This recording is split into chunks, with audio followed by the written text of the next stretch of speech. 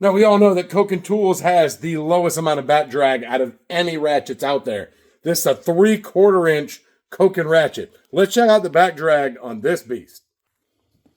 So here it is right here.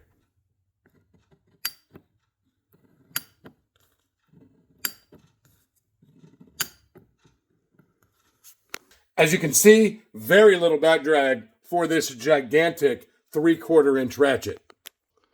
I mean, look at this thing. Measuring in at 38 inches.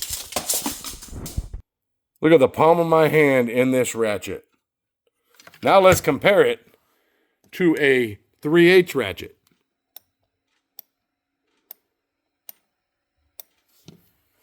Back to the big beast. Still not a lot of back drag for this gigantic ratchet. Can't wait to put this to use.